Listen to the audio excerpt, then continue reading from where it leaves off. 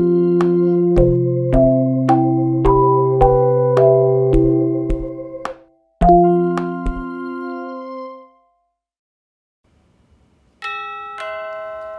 open, Anne! Unhappiness is merely the most recently one of women's rights. I don't need any more. I already have plenty.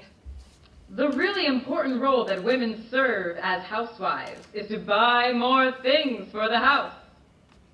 When I have some new kind of cleaning material, I get a real kick out of it. And I go through the Female accomplishment comes at a cost. Ambitious. What is happening to me? And sparkle.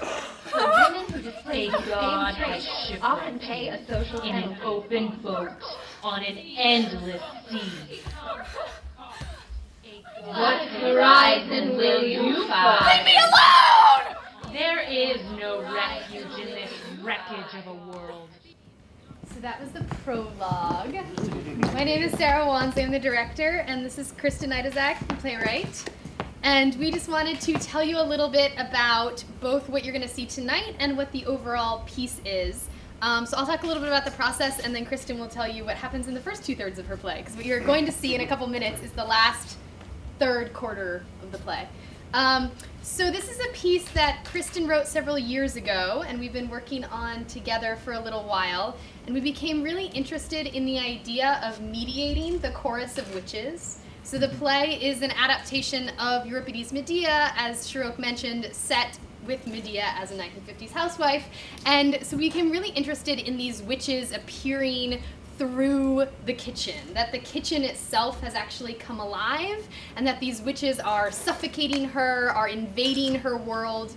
And I think we've talked about the witches being both sort of the voices in her head as she starts to unravel towards the end of the play, but also the voices of women throughout history. The play begins with her discovering that her husband has cheated on her, and she decides to plot revenge. Her husband tells her that Jason tells her that he's bringing over his boss, Creon, and his daughter for a dinner, and then Virginia is the name of the daughter. And then she further discovers that the aforementioned mistress is the boss's daughter, which really pisses her off. So what we just saw was sort of right after she's made that discovery, and she is starting to prepare for the dinner with the help of her friend, her neighbor from across the street, Anne.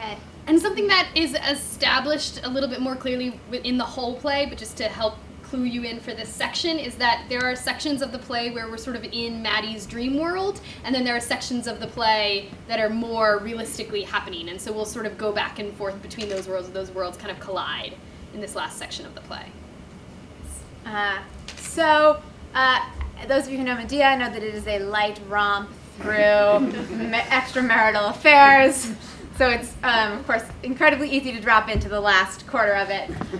So thank you for going on this ride with us. So that's where we'll pick up.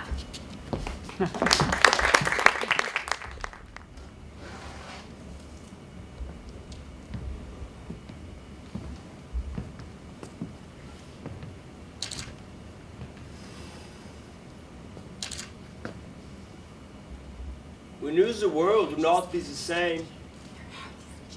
Daddy, I've had to kill you. You died before I A few had people time. laughed, a few people cried. Most people were silent. What should I do? My courage is gone. Will my enemies go unpunished? I remember a line from the Hindu scripture, the Bhagavad Gita. Vishnu was trying to persuade the prince to do his duty, so he took on his multi-armed form to impress him. Every woman adores a fascist. The boots in the face, the brute heart of a brute like you. The villagers never liked you. They're dancing and stamping on you. I will not be the victim of my enemy's scorn. My hand will not falter. Your heart is made of stone. Take on your multi-armed form, my daughter. Daddy, you bastard. Come through.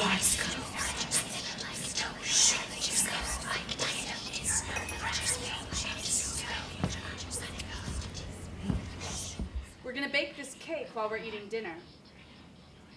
Open the oven. I said open the oven.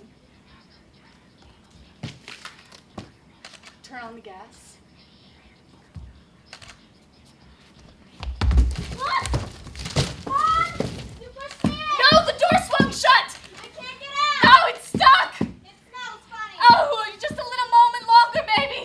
upon a time, there was a house in the suburbs, and a witch who lived in the house, and kept a little girl who thought her life was a fairy tale. And once upon a time there was an oven, and once upon a time there was a man who thought he loved a woman, who thought she had a home. But it crumbled like gingerbread under her fingers. And once upon a time, there was an oven, and a fire, and an ending. And the ending is always death. I am become death, the destroyer